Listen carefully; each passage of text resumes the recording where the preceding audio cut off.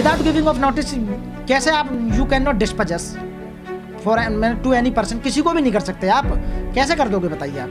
ये due process of law कहाँ है, कानून कहाँ है, संविधान कहाँ है बताइए। आईपीसी, सीआरपीसी, एविडेंस, संविधान सब ताक पर रख दिए क्या।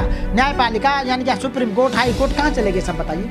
मैं कह रहा हूँ ये बिल्कुल सरासर गलत हो रहा है, बहुत अन्याय हो रहा है लोगों के साथ। मृतकाल नहीं चल रहा, ये मृतकाल है, मृतकाल चल रहा, लोगों को मारा जा रहा है, लोगों को परेशान किया जा रहा है। बूढ़ा हो या जवान, कसाई है तो हत्या से काम। बीजेपी दोहरी बातें करती है, कहने की और करने की और।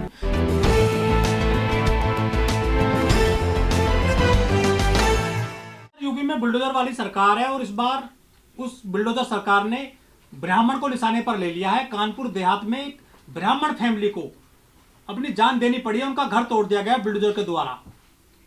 साथियों, सबसे पहले मेरा क्रांतिकारी जय भीम नमो बुद्धाय। मैं एडवोकेट मनोज कुमार, दिल्ली से। साथियों यूपी में जो सरकार चल रही है उसका नाम जो बुलडोजर सरकार जो रख रखा है, डबल इंजन की सरकार रख रखी है। आदित्यनाथ योगी की सरकार या बीजेपी की सरकार या कितनी भी जो भी सरकार चल रही है, जिस नाम से भी चल रही है, पूरे उत्तर प्रदेश में अन्याय का माहौल है। वहाँ कोई जाति नहीं देखी जा रही, सबके साथ में प्रॉब्लम क्रिएट की जा रही है। जातिवाद मानसिकता के लोग हैं।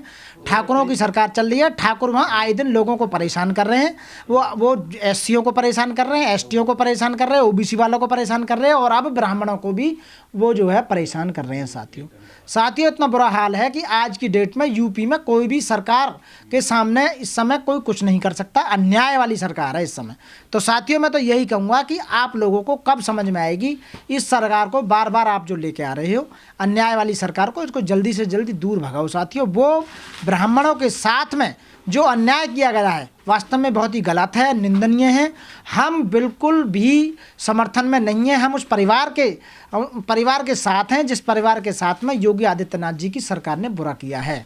लेकिन इस बार तो जो है ब्राह्मण को निशाने पे लिया है। आपसे पहले मुसलमानों के घर तोड़े जा रहे थे, दलितों के घर तोड़े जा रहे थे। मैं ये कह रहा हूँ, बूढ़ा हो या जवान, कसाई है तो हत्या से काम।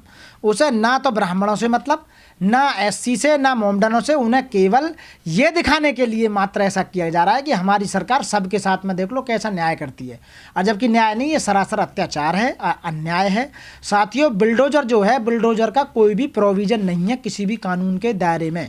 यदि आप कानून की बात करें तो डिस्ट्रिक्ट कोर्ट, पहले तो एसडीएम, एडीएम, उसके बाद में डिस्ट्रिक्ट कोर्ट, उसके बाद में हाई कोर्ट, उसके बाद सुप्रीम कोर्ट। ये सरकारें, ये जो देश के अंदर न्यायपालिका है, इसका काम क्या है? न्याय करना।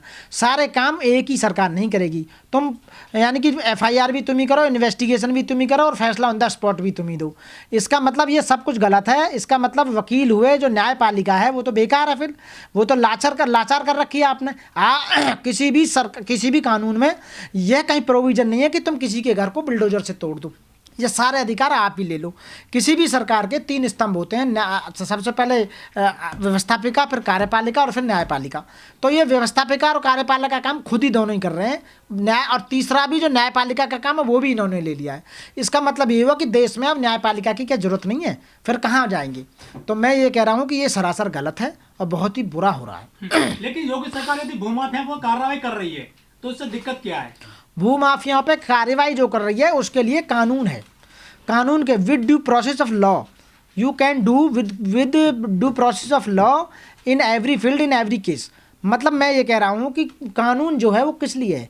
आप कोर्ट में जाइए, सरकार का काम है एफआईआर दर्ज करके उसे प्रॉपर तरीके से कोर्ट में ले जाना।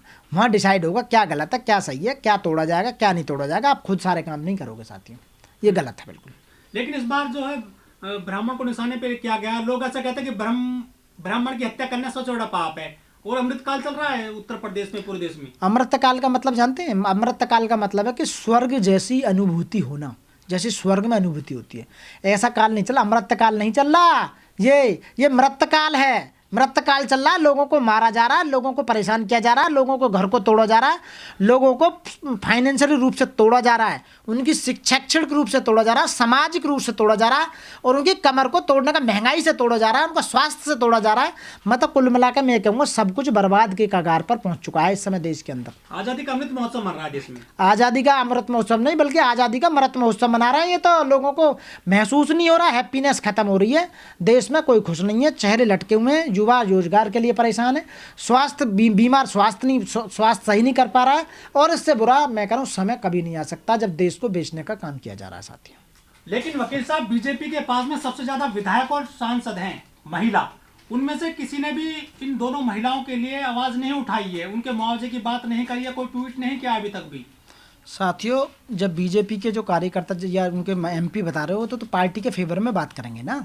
जिस पार्टी के कार्यकाल में जो घटना घटती है उसके अपोजिट में कोई भी उनका नेता नहीं आ सकता, क्योंकि पता है कि घर से बाहर का रास्ता दिखा दिया जाएगा, उन्हें तो बाहर निकाल दिया जाएगा विधानसभा या लोकसभा या कहीं से भी। तो इसलिए बीजेपी के नेता बीजेपी के खिलाफ कैसे बोल सकते हैं, आप बताइए। जिनकी सरकार चल रही है उन्हीं के खिलाफ उनके लोग कैसे बोलेंगे, बताइए। तो ब्राह्मण महिलाओं की मौत हुई है जल करके पूरे मामले में इसमें, लेकिन बीजेपी नारा भी देती है, बीजेपी सरकार की बेटी बचाओ बेटी पढ़ाओ।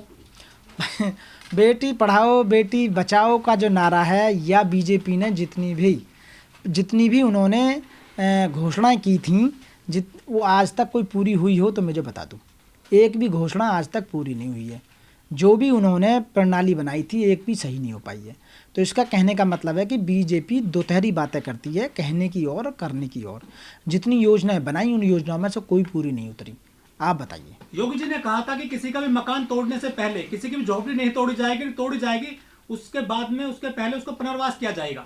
कहीं पुनर्वास नहीं बल्कि उजड़वास हो रहा है, सीधा सीधा लोगों को उजाड़ा जा रहा है। आप बताइए, इतने लंबे समय हो गया बीजेपी सरकार को, 10 साल होने जा रही हैं सेंट्रल गवर्नमेंट में, और जो दूसरी पंचवर्षीय योजना उत्तर प्रदेश में चल रही है। लोग इतने परेशान हैं, बहुत बुरा हाल हो रहा है। लोगों को न्याय नहीं मिल पा रहा है, लोगों को शिक्षा नहीं मिल पा रही है, लोगों को रोजगार नहीं मिल पा रहा है, लोगों को स्वास्थ्य नहीं मिल पा रहा है, लोगों को सामाजिक न्याय नहीं मिल पा रहा है। मैं कह रहा हूँ लोग इतने परेशान हैं, बहुत ज़्यादा, तादाद से ज़्यादा परेशान है लोग। सरकार नारा देती है कि जहाँ झुकी वहीं मकान, और यहाँ पे ब्राह्मण का घर तोड़ दिया गया कानपुर देहात में ब्राह्मण का घर तोड़ दिया गया। Without due process of law काम कर रही है। कोर्ट को अपने उसमें ले रखा है इन्होंने, विश्वास में। कोर्ट सू मोटो लेता नहीं है, जबकि सरकार के खिलाफ में हाई कोर्ट सुप्रीम कोर्ट को पावर है कि सू मोटो ले यदि कोई इस तरह की घटना घट रही है। कोर्ट को देखना चाहिए कि आप किसी का घर तोड़ रहे हो तो ऐसा कैसे तोड़ दोगे बिना उसके। भाई कोर्ट कचहरी भी तो है किसी न किसी काम के लिए, न्यायालय भी तो है। न्यायालय किस लिए बैठे रहेंगे फिर?